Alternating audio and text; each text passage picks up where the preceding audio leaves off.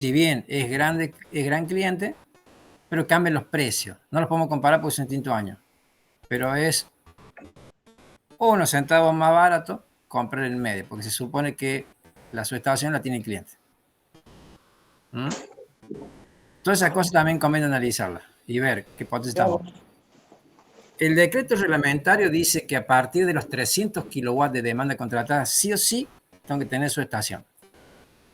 Hoy en día,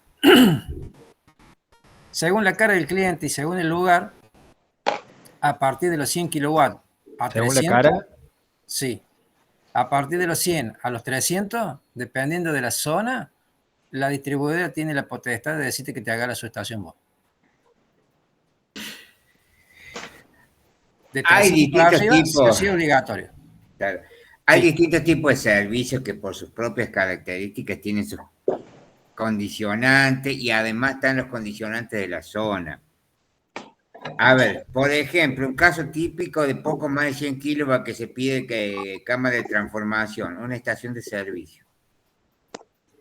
Las que tienen GNC, ¿me explico? No sé si conocen básicamente el funcionamiento de una GNC. Una GNC tiene un compresor, un motor de 110 HP. Por más que tenga arrancador suave, que tienen todas arrancador suave, eso es una demanda extremadamente grande para la red cuando arranca ese motor. Es por eso que se ha tomado la política de, en el caso de las estaciones de servicio con GNC, en ese caso que normalmente anda entre 110 y 150 kilos ese tipo de cliente, en esos casos, por las características de que tiene tremendo motor y el arranque de ese tremendo motor, se les pide cámara de transformación. ¿Me explico? Otro ¿Qué decir? condicionante es lo de ubicación geográfica, efectivamente, que depende de en las fábricas de estas características normalmente están en zonas alejadas, a no ser que, no estén que estén en un polo industrial, pero si la fábrica no está en un polo industrial, está en una zona alejada, muchas veces efectivamente se le pide cámara de transformación porque simplemente no hay otra cosa. ¿Me explico? O que Sí, las instalaciones en la zona no, simplemente no tienen más capacidad para dar más servicios.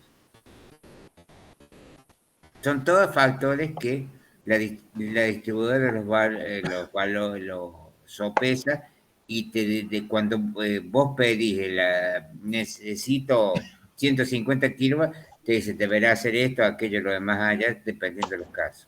Y la distribuidora, sea pego la que fuera, lo determina. Y no es medio inapelable eso. Porque ellos saben las condiciones del servicio allí donde se está pidiendo. Y esto es una cosa importante tener en cuenta porque una cámara de transformación no son dos monedas precisamente. Bien. Fijémonos en este detalle de la factura. Acá era gran cliente, tarifa 3 en baja tensión. Y el cosino de FI es muy bueno. 0,9976, ¿correcto? Es por arriba de 0,95. Veamos esta. Esta es tarifa 3 también, pero en media tensión. ¿Y el coseno de FI es bueno? sí. sí. Excelente, ¿no? Claro, 0,998. Buenísimo. Pero como compra en media, veamos acá, ajuste de coseno del FI, menos 15.179,40. Le bonifican. Resta esto en la factura. Porque a partir del 0,95 en media tensión, le ayuda a la distribuidora a corregir el coseno de FI, la reactiva que tiene en media la distribuidora. Por eso se lo bonifica. Mm. ¿Se entiende la diferencia? Al ser tan bueno y tanto consumo, les ayudas a Les ellos también. ayuda en media tensión de la distribuidora. Porque compra en media tensión. Acá en baja tensión es bueno el coseno, pero no le reconocen nada porque es baja. ¿Está? Entonces, cada factura y cada caso hay que analizarlo, conocerlo, consultar, estudiar para ver cómo podemos mejorar mi calidad de energía a hacer un uso eficiente y ahorro en la factura. ¿Mm? Esa es la idea de mostrarles esto. Porque no es un detalle. Es mucha plata. Es más, Sergio, Sí. contale de Atenas, de la cometida, ¿te acordás? Cuando fuimos a ver la factura. Ah, sí, bueno. Eso fue un caso bastante. Resulta que tenía una demanda extremadamente alta y que para usarla muy pocas veces, imagínense un estadio, ¿cuántas veces, cuánto consumo puede tener? ¿Y cuántos días puede tener demanda alta? Solo cuando juegan. Un día a la semana. Y el resto prácticamente no hay nada. En su momento tenía una factura altísima, fuimos con el profe Dante y le hicimos bajar la demanda un montón por el tema que históricamente venían con una demanda alta y ya inclusive había dejado de jugar a Atenas en ese estadio, en el estadio propio porque jugaba en el Cerruti, y seguían con la demanda alta. La cuestión que le hicimos... le Sí, tenían hicimos... como 120 kVA, Sí, kilovatios, perdón, y lo que consumían en la época de la pandemia no llegaba a 30. exacto, fue bajísimo, era una muy baja de demanda y en algunos días para ese caso. Fíjense acá en la factura, acá le figuraba 120 y pico, y realmente Y lo que consumían era 30. era 30, en baja Entonces temporada. acá le facturaban con el caño. Y le facturaban 100, más de 100 kilos, siendo que solo usaba 30. No, fue un caso muy emblemático ese. Logramos hacer el reclamo. ¿Y, Sí. y cuánto fue lo que le fueron devolviendo que se descontó en la misma factura? Aparte de eso, lo reconocieron para atrás. No, la cuestión es que estuvo con eso, le bajó a menos de la mitad la facturación. Eso de movida. Y para atrás le reconocieron como 600.000 pesos. Mierda. Porque era una locura lo que venían pagando y no tenían actividad en el club. Y en ese caso, profe, ustedes piden la reducción, ¿no es cierto? Sí, Y como un evento no dura más de 2 horas y media, obviamente que el contador no puede verificar nada y por eso se reduce directamente, ¿o no? exacto, porque no había evento allí. Exacto. Claro.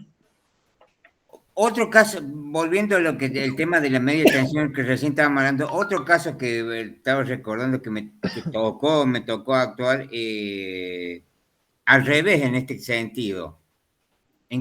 ¿A qué me refiero? A que un cliente pidió voluntariamente a hacer una cámara de transformación. ¿Cuál fue? Una fábrica de rolitos. ¿Vieron ese rolito de hielo? ¿Vieron esos que se venden en la estación de servicio y todo eso? Que en Córdoba hay una sola fábrica de esto. Fábrica de rolito de hielo. ¿La de San Pidió, Vicente? pidió voluntariamente la cámara de transformación. ¿Por qué? Al ser una fábrica de rolitos a él sí le convenía la media tensión. A pesar que apenas pasó a los 100 kilos. ¿Por qué? Porque tiene una demanda continua todo el día. En el caso de él, porque todo básicamente es cámara de frío. ¿Y ahí cómo se hace? Porque en el verano tiene mucho consumo y en el invierno poco. No, en este caso es continuo. Claro, Ah, está prendido todo el tiempo el motor. Exacto. Y en ese caso, él voluntariamente pidió la cámara de media tensión porque como es altamente intensivo el consumo, en ese caso sí le convenía. La amortizó bastante rápido. Exacto. Por eso hay que ver caso por caso. En esto no es, esto es para nada es como residencia. Esto Y hay que ahora tienen verlo el problema caso ese por caso. del ¿Mm? empleado, de lo que sucedió ahí. Creo que fue el año pasado. ¿Qué cosa? Lo que sucedió ahí en esa fábrica de hielo, creo que fue el año pasado. Ah, sí, sí, ahí fue el crimen. Claro, se Queda murió bien un empleado confirmado. ahí antes. Bueno, es otra cosa. Es Bueno, otra no sé, cosa. Yo me Sí, refería a la faja eléctrica. cerramos el claro. tema entonces de acometida, con medición indirecta, tarifa 3, la factura de energía tipo, para que tengamos una idea de cómo se lee y cómo se analiza.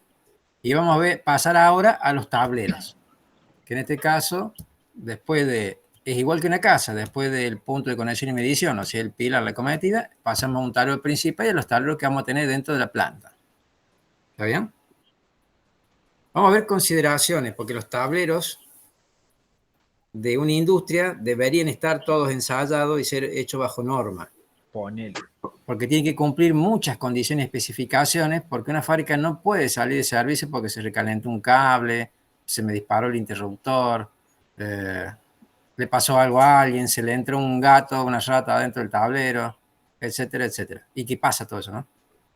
Entonces, vamos a hacer un vistazo de cómo son los tableros, las normativas que tienen que cumplir, y aunque ustedes no crean, los tableros se ensayan.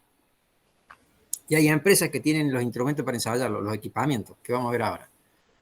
Tablero seguro, tablero ensayado. ¿Cuál es la norma que tiene que ver con el tablero? La 61.439, parte 1 de la IEC, que en IRAN es equivalente a 2281, que está un poquito más vieja, porque IEC actualiza las normas permanentemente. ¿Qué nos dice esta norma? Que tenemos en tablero eléctrico tres conceptos diferentes. Primero, el artesanal, como el que armamos en la casa, porque nadie ensaya el tablero de la casa. Ya vamos a ver los tipos de ensayo. El estandarizado, que es el tablero que ya viene con medidas estándar bajo norma. Y después el tablero funcional, que aparte de ser un tablero estandarizado, cumple con los ensayos de esta norma, que es fundamental esto. Tablero artesanal, techo a medida, lo que ya conocemos. Le ponemos cable canal, que ya vamos a ver si está bien o está mal. Es responsabilidad del que arma. O sea, ustedes van y le arman el tablero de la casa Doña Rosa. Si el tablero quedó bien o mal, es responsabilidad de ustedes y ustedes son los que firman. El tablero estandarizado tiene medida definida, como lo que estaban viendo allí. Puede ser modular, puede ser desarmable, etc. Y tiene un IP estandarizado. Por favor, silencien el micrófono, que alguien hace ruido de fondo, golpea. ¿Me escuchan? Sí. Silenciemos el micrófono entonces. Sistema funcional. Pero el de la casa también tiene sus medidas y sus IP y todo eso. Sí, pero ustedes no lo ensayan. Ustedes no le hacen sí. nada. Van y lo compran y lo ponen. Claro, el estandarizado con el otro, la diferencia es eso, que no está ensayado. Está ensayado y estos son tableros industriales. Fíjate que acá no tenés el shielding puesto en el fondo y la profundidad no es el de la casa. Son Claro. tableros más grandes. Vienen en plástico, en PVC, en PRFB, pero medidas chicas, medidas grandes, tableros de pie, como el que está acá a la derecha, no vienen. ¿Qué sistema funcional? No es solo la estructura, que es lo que les mostré recién, sino que cumple con lo definido por la norma internacional. Y es responsabilidad conjunta del fabricante, de la envolvente, el gabinete vacío se llama envolvente, y cuando yo le pongo los componentes eléctricos adentro, ya se llama tablero eléctrico. Porque si yo tengo así una envolvente y lo puedo usar de cucha, lo puedo usar para guardar zapatos, y no es un tablero eléctrico, es un envolvente.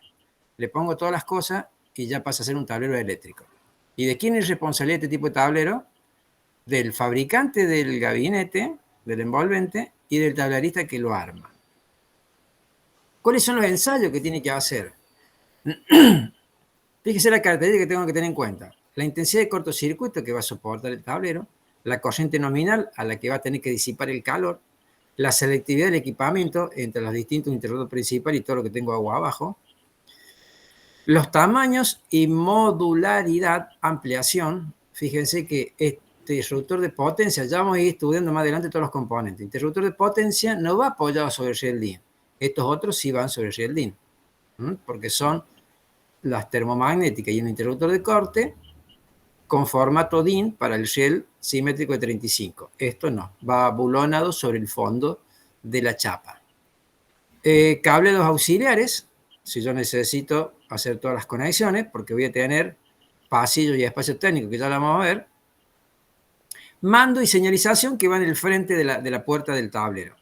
Y ejecución fija, enchufable o extraíble, según qué es lo que tenga que poner y sacar dentro o al costado del tablero.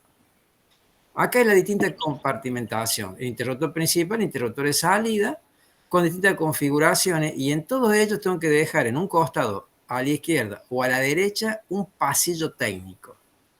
¿Qué es el pasillo técnico? Es la entrada y salida de todos los cables. Ustedes en los tableros que hacen de las casas no dejan pasillo técnico. No viene inclusive preparado, por más que me digan son de 12 polos, de 2 filas, 3 filas, 4 filas, 48 polos, lo que sea. A partir de los 60 polos recién vienen con el espacio técnico al costado, que tiene 18 centímetros de ancho, para que yo pueda ingresar con los tableros, perdón, con los cables por el costado a cada uno de los circuitos de salida. Y según donde vaya y las consideraciones que tenga del lugar, ingresar a la línea principal por arriba o todo será por abajo como una medida de seguridad, para que si llegara a ingresar polvillo, agua, lo que sea por arriba, no me dañe el tablero y me lo saque de servicio, ¿no? Son todas consideraciones que hay que tener en cuenta a la hora de que yo me paro frente a un tablero, voy a armar un tablero, tengo que revisar un tablero.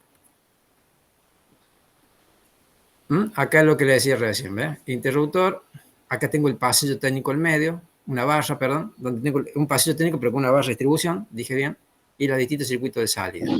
Y en este es el módulo extra, donde yo voy a poder entrar y salir con todos los cables, ¿eh? En un costado y en otro. Esto en la industria es vital. En el tablero tienen que entrar y salir muchos cables, muchos pares de cables y muchos multipares de cables cuando yo tengo comandos y señalizaciones. Y todo eso lo tengo que tener en cuenta en previsión en el tamaño del tablero. Acá vemos otro ejemplo de muchos polos, perdón, de muchas filas de polos, y el espacio técnico. Cuando los tableros son de dimensión importante, me vuelvo para atrás, tengo que tener en cuenta el cálculo de ventilación o refrigeración. Cuando pregunta, ¿los componentes eléctricos dentro del tablero generan calor? Sí. Uno solo dijo. Sí, claro. Claro que sí. Sí, Claro que profe. sí. ¿Y dónde lo genera el calor? En el componente. De nuevo, que no se escucha. En las conexiones, en los puntos de conexión. ¿Y el mismo componente también genera calor? Adentro, en los bordes de conexión y adentro. Si yo tengo Claro. una termomagnética acá, esta es una termomagnética, adentro, en el mismo polo, entrada y salida, está considerado, si está correctamente dimensionado, 5 vatios por polo de emisión de calor. Eso está en la 771. Lo pueden ver al final, dimensionamiento térmico de tablero, si la quieren leer. Entonces, yo tendré que ver si este calor sale, ¿por dónde? En forma natural. ¿Para dónde va el calor? Hacia arriba. Hacia arriba. ¿Está bien? Si es que lo voy a poder evacuar en forma natural o tendré que usar Un cooler. circulación forzada con un extractor, un ventilador. A ver si tengo algo más acá adelante. Miren, este es un caso que nos tocó con el profe. Acá tenemos este que le decía que es más de 60 polos con el pasillo técnico al costado. Entrada y salida de cable. Una seccionadora de corte que la vamos a utilizar, un medidor de corriente y tensión, la barra de distribución, que acá le falta la tapa porque estábamos armando, y por cada riel un diferencial trifásico y conecta todas las cargas que salen para acá. Otro trifásico y todas las cargas. Y voy distribuyendo. Hay muchas formas de distribuir y armar el tablero, pero tengo que tener bien claro cómo lo voy a hacer. Y este es un protector de pico de tensión. Acá vemos otro tablero trifásico. Fíjense que tenemos interruptores de potencia para conmutar, una llave de corte de salida, y en el pasillo técnico pusieron una barra de distribución, como esta. ¿Está bien eso? No, Debería ir dentro del tablero y el pasillo técnico son cables solamente, ¿no? Exacto. No, van a encontrar en muchos tableros que hay barra de distribución e interruptores. Pésimo. Para eso está esto. El espacio del gabinete dimensionado para los componentes que me hacen falta. En el pasillo técnico no puedo poner eso. Acá yo tengo que peinar los cables. Acá los tengo que etiquetar, sujetar.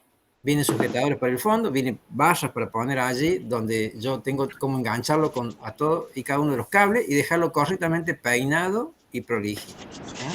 Este es un error. ¿Esta barra tiene alguna protección? no, aparentemente no se ve. Tengo todo a la mano.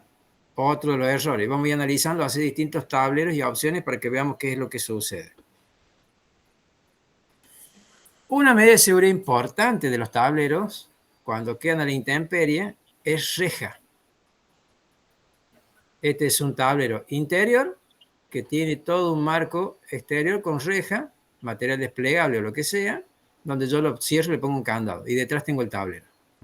O este está a la intemperie de la calle, que en este caso es multigabinete, puede ser cualquiera, y también le hacemos reja. Más allá de la seguridad de las personas, también cumple con el vandalismo, ¿no? El robo.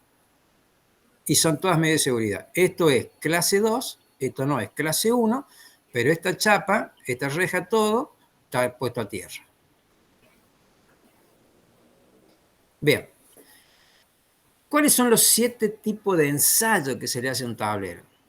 Primero es la disipación térmica, el límite de calentamiento. Tengo que pasarle la corriente nominal y tengo que medir la temperatura que va a generar. Hay software que hacen esto, hay espacio para calcular toda esta cosa, viene todo. Luego tengo que ver las propiedades dieléctricas, que es el grado de aislación que tengo que cumplir de todos los componentes, que tienen que ser todos normalizados, fabricados bajo norma, ensayados, etcétera, los componentes, para cumplir con las propiedades dieléctricas. La resistencia a cortocircuito es esfuerzo electrodinámico. Cada vez que hay un cortocircuito, ¿qué pasa con los cables? Y se calienta. Esa es una, ese es el efecto térmico. ¿Y el otro efecto?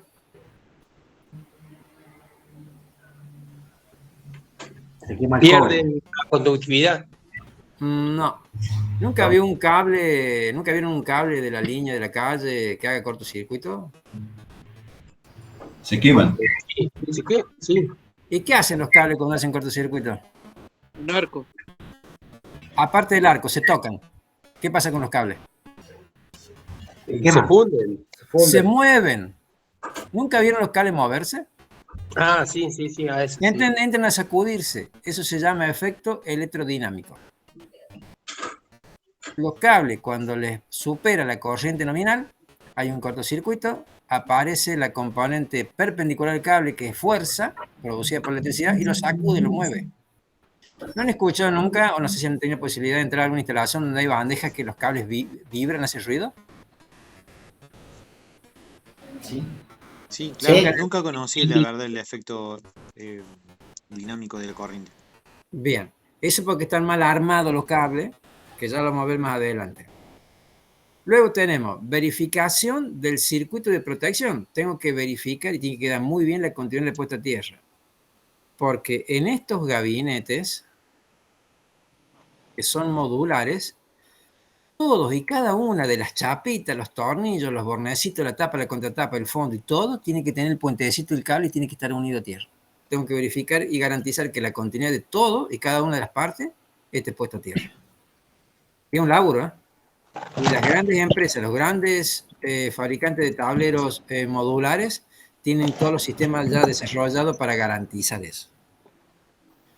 Verificación de distancia de aislamiento y línea de fuga. Aunque ustedes no crean, hay distancia de separación cuando yo tengo que tener barras.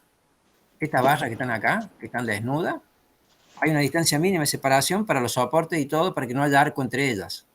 Y alguna vez ha habido arco, ha pasado. Funcionamiento mecánico, aparato de enclavamiento. Aunque usted no cree, hay que probar la puerta, hay que probar las llaves, hay que probar la cerradura, hay que probar los botones, los pulsadores, todo lo que haga falta, que se supone que es un componente certificado y no debería fallar. Y por último, el grado de protección, la estanqueidad, el IP. ¿Está bien? Para el cual lo he dimensionado. ¿Y el IK? El IP y el IK, todo completo. Exacto. Y son 3 verificaciones las que se le hacen a los tableros. Después que lo ensayo, 3 verificaciones. Cable y funcionamiento eléctrico, lo dejo con carga completamente para ver que funcione bien. Ensayo final de rigidez eléctrica, después que le hice todas las pruebas, le mido la aislación con un megómetro. Comprobación del funcionamiento de los circuitos de protección, puesta a tierra. Y acuerdos particulares del fabricante con el tablero de usuario. ¿Qué me pide? ¿Qué necesita? Por arriba, por abajo, por el costado, más, menos espacio. Y siempre tengo que dejar reserva. ¿Qué reserva debería dejar en un tablero? Y para futuras conexiones. Exacto. El 20% creo que. ¿Quién da más? ¿Qué espacio cree que queda ahí? 40. 70. ¿Cuánto cree que queda ahí libre? 25. El 40%. Sí, más o menos entre un 25 y un 30%. Eso es lo mínimo, lo mínimo, lo mínimo. Quiero agregar 2 circuitos más, una lámpara, una máquina nueva, fui.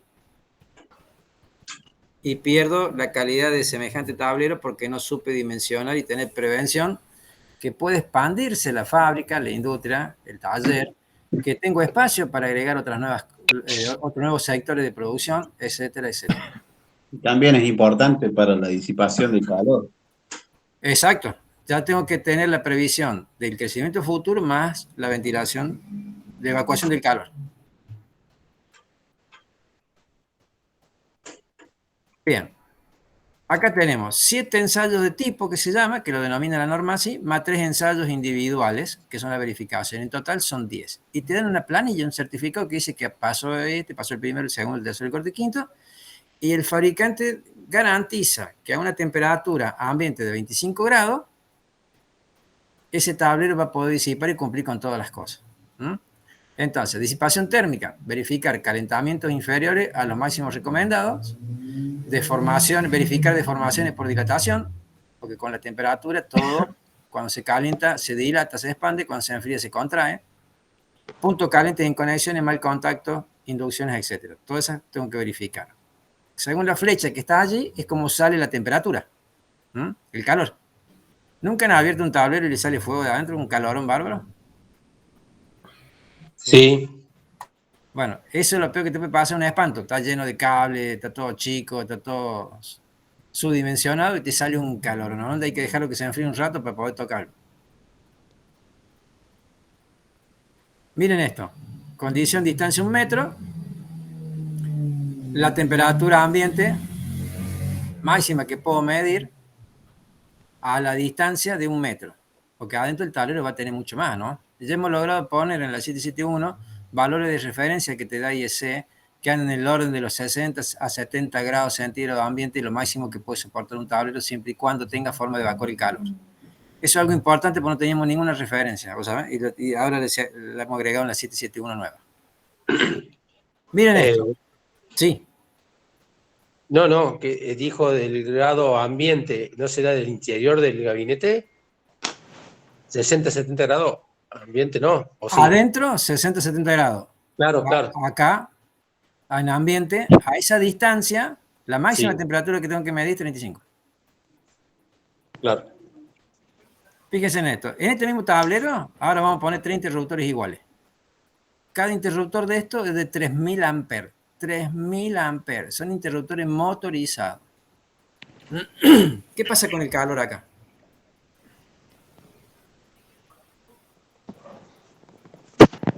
Debe ser una banda. Había mencionado en un principio ¿Qué que va? los módulos más pequeños producían algo así como 5 watts por cada uno de los pases de corriente. Sí, pero acá vamos a poner 3 interruptores iguales. ¿Qué sucede con el calor? ¿Quién Y genera el de calor? arriba va a tener más calor. ¿Cuál? ¿El de arriba? El de arriba. Exacto. Este genera una cantidad de calor. Supongamos que están a igualdad de corriente de carga. Este va a generar un calor, este calor, calor. Pero el de este se va para estos dos. Y el de este se va para este solo. Este sufre el calor de los otros dos. ¿Está bien? ¿Y qué sucede cuando yo tengo un interruptor en un lugar que hace mucho calor?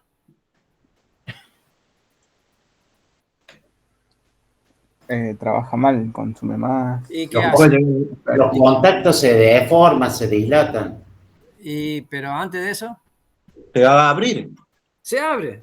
Empieza a Claro. fallar porque yo cuando le quiero sacar, si ya este interruptor, que no va a poder disipar calor acá porque está caliente el ambiente, le quiero sacar los 3000 amperes, saltante.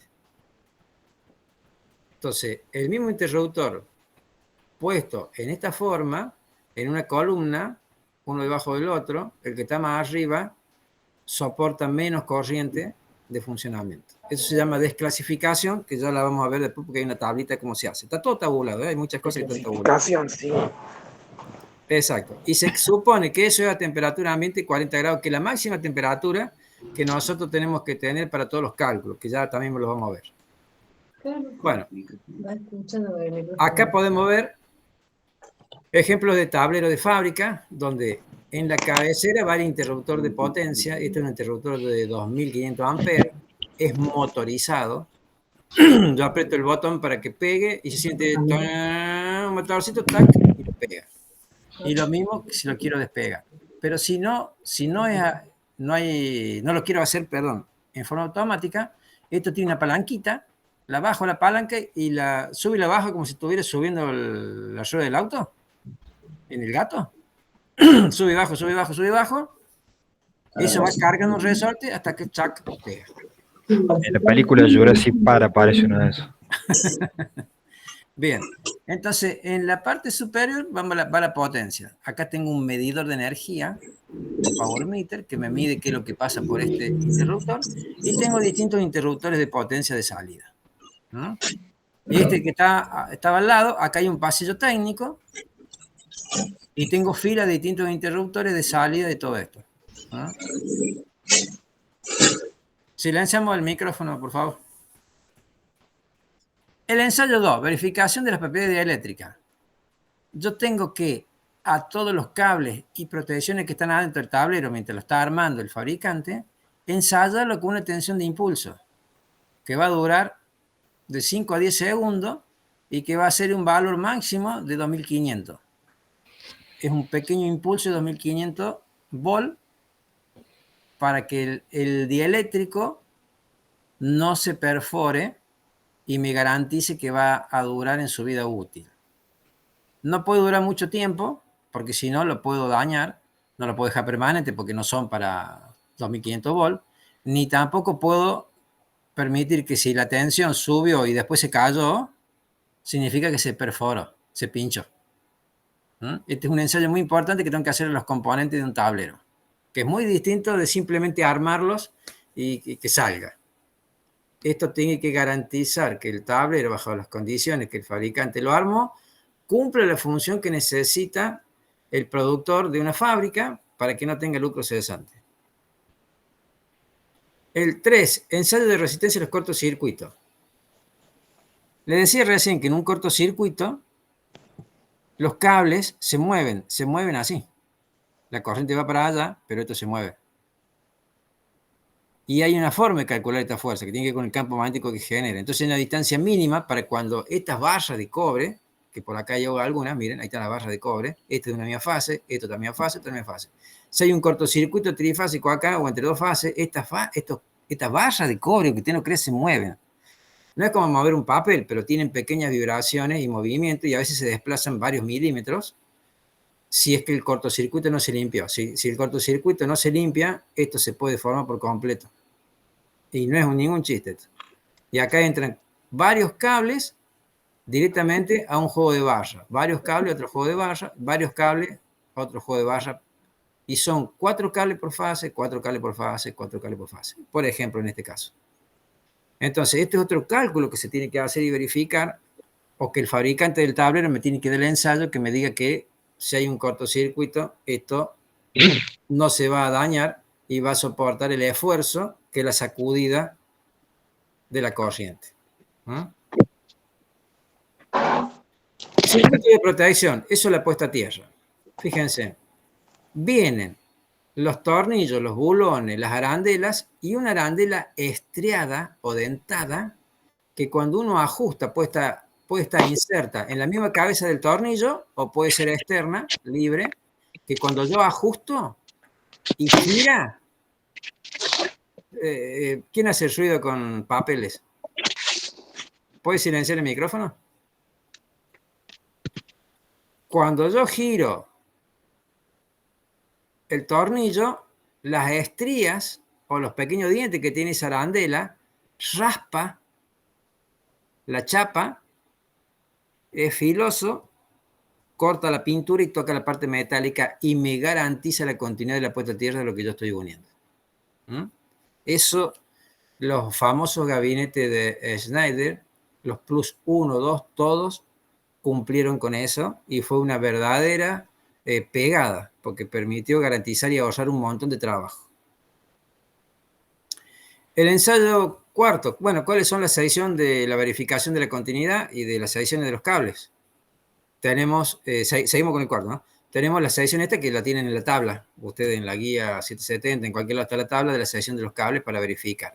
El material del conductor de protección debe ser igual al de la fase. En caso de ser otro material, deberá buscarse la sección que garantice una conductancia equivalente. Como puede ser el aluminio, que tiene que ser un 60% mayor la sección para a igualdad de resistencia y conductividad. El ensayo 5, línea de aislamiento en fuga. Acá hay una barra de una fase, acá hay una barra de otra fase. Esta distancia está medida y calculada para que cuando la corriente incremente o haya variaciones, el aire que hay entre ellos no vaya a haber una disrupción y una descarga de aire, como si fuera un rayo, una tormenta. Que ustedes no crean, muchas veces hay arcos externos, esto es externo, no es interno, es externo, a veces entre juego de barra porque está mal dimensionado, están muy cerca o no cumple las condiciones que tiene que tener acá. Y una de las cosas, de las condiciones, es también la limpieza. Porque si tengo mucha mugre, mucho polvillo, hay fábricas que tienen melaza, goma, humedad, lo que ustedes quieran de lo que trabajan y la tienen pegoteada en todos los tableros. Y eso hace micro caminitos, circuitos de conducción eléctrica. Todas esas cosas hay que tener en cuenta a la hora de un mantenimiento de un tablero. Camino más corto en el aire, camino más corto recorriendo los aislantes, etc. ¿Se entiende el concepto? Este es el camino más corto en el aire y este es el camino más corto en el aislante que le decía recién. ¿Se entendió el concepto? Sí, profe. Sí, sí, está claro. Va queriendo. Acá seguimos distancia de aislamiento entre un interruptor y otro, más allá de que yo tengo que poder meter la mano y conectar, hay una distancia mínima, porque por ahí pueden ser en estos interruptores grandes, ya no es cable, a partir de los 400 amperes no se usa cable, porque no hay forma de intentarlo que quede bien seguro, que lo pueda doblar, etcétera, etcétera. Se usan barras de cobre que la entro perfectamente en el interruptor y la puedo doblar. Hay distancias mínimas de aislamiento que me pide los 20 milímetros entre todos los bordes y demás. Están calculadas y ensayadas por el fabricante del aparato. El sistema de conexionado debe respetar los valores de equipamiento asociado. Todo esto está normalizado, solicitado por la norma y ensayado por los fabricantes de productos y de tableros. Seguimos con otro ejemplo en la ubicación de las barras sobre un soporte y respecto al gabinete, el envolvente. Funcionamiento mecánico, condiciones de ensayo de unidades funcionales desenchufables cuando requieren ensayo de tipo 50 ciclos. Bueno, todas las cerraduras, manijas y palancas las tengo que probar. Parece una tontera, pero se pueden romper, de hecho se rompen, se traban, no funcionan, etc. Y todo tablero tiene que tener tapa y contratapa. No puede quedar nada a la mano libre, ni siquiera el pasillo técnico. Todo tiene que tener tapa y contratapa. Y todo tiene que poder abrirse y tocarlo sin que quede un polo activo a la mano. Eso es una medida de seguridad obligatoria. Comprobación de mecanismo de enclavamiento asociado a estos movimientos. Y vamos al 7. No sé qué hora es. Así dejamos en este. El grado de protección. Eso, el envolvente, parte destinada a asegurar la protección contra determinadas influencias externas y asegurar sobre todas sus caras una protección contra el contacto directo, protección mínima igual a 2 a IP2X, grado de protección IP y K, lo que hablamos hace un rato. La primera cifra, cuerpo sólido, polvillo, etcétera. La segunda, todo lo que es líquido. Y la tercera, los golpes. Esto que ya lo conocen de hace rato, que lo hemos visto, es aplicable a todo. Y De categoría 3. exacto. Vamos a lo, si querés, Sergio, si querés que cortemos aquí, después seguimos. Sí, Sony 23 ya.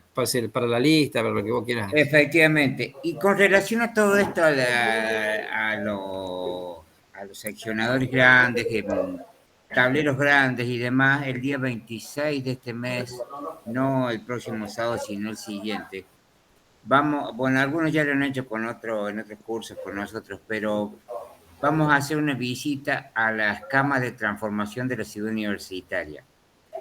Allí vamos a ver todo esto que hemos visto en la clase de hoy, en esos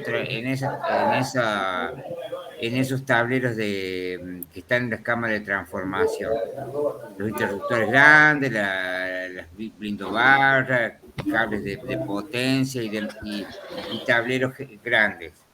Amén del transformador en sí mismo, vamos a hacer una pequeña explicación real in situ de tema de media tensión. ¿Alguien quiere unirse? A ver. ¿Quién más? Así que, bueno, eso quería advertirle. Y amén de esto, zapatos de seguridad, no para este sábado, sino para el otro, el 26. Vayan, el que lo tenga genial, el que no lo tenga lo vaya consiguiendo. Le aviso por 2 semanas